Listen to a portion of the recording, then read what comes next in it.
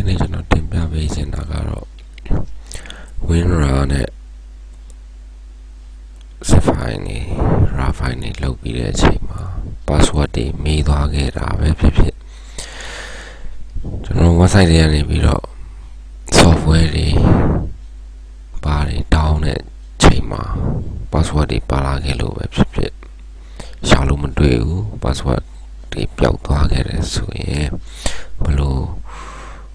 password ကိုရှာမလဲဆိုတော့ software လေးတစ်ခုအကြောင်းတင်ပြပေးချင်ပါတယ်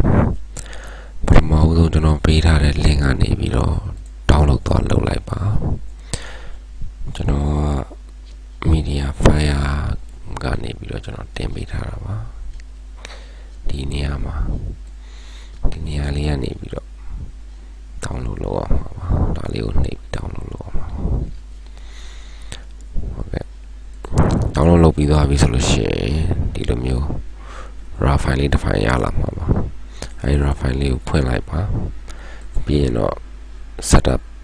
exe ဆိုတာလေးကိုနှိပ်ပြီးတော့ install လုပ်လိုက်ပါ install လုပ်လိုက်တဲ့အချိန်မှာသူက key တောင်းပါလိမ့်မယ် key တောင်းလို့ရှိရင်ကျွန်တော်ဒီအပေါ်ကောင်းလေးကိုဒီဘောကောင်းလေးကိုဖွင့်လိုက်လို့ရှိရင်ဒီမှာ key ရှိပါတယ် key ပါတစ်ခါလဲထည့်ထားပေးပါတယ်အဲကောင်းလေးကိုထည့်ပေးလိုက်ပါဒါဆိုလို့ရှိရင်သူက register လုပ်ပြီးသားဖြစ်သွားပါလိမ့်မယ်အဲ့တော့ဒီကောင်းကိုကျွန်တော်တို့ဘယ်လိုလုပ်သုံးဆွဲရမလဲဆိုတော့ကျွန်တော်အစမ်းအနေနဲ့ကျွန်တော်တစ်ခု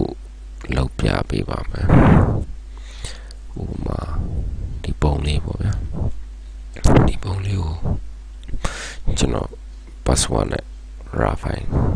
လုပ်လိုက်ပါမယ်ဒါကိုဘယ်မှာထားမလဲဆိုတော့ desktop မှာပဲထားမှာပေါ့နော်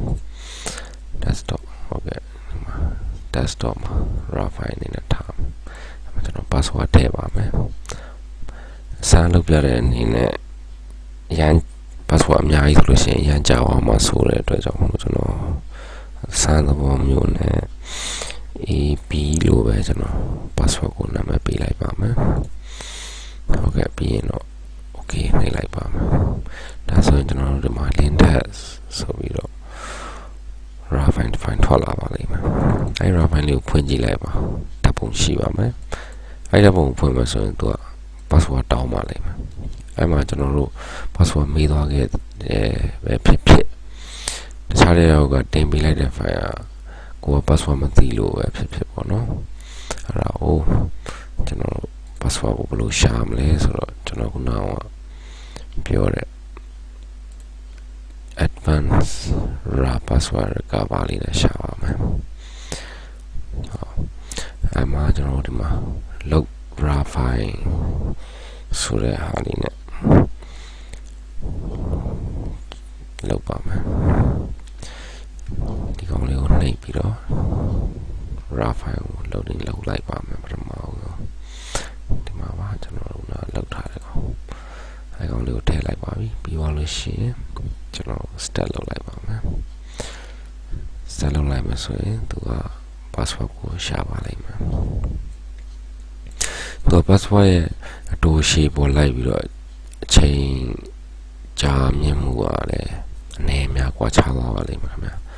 ကျွန်တော်ကတော့အစမ်းသဘောအနေနဲ့ဆိုတော့ရိုး AB ဆိုပြီးစလုံးနှလုံးမှာရိုက်ထည့်တဲ့အတွက်သူကတော့များပါလိမ့်မယ်ခဏတော့စောင်းအောင်ပါလိမ့်မယ်ဟုတ်ကဲ့ပြီးပါပြီအဲဒါဆိုလို့ရှိရင်ဒီမှာကြည့်ပါမယ်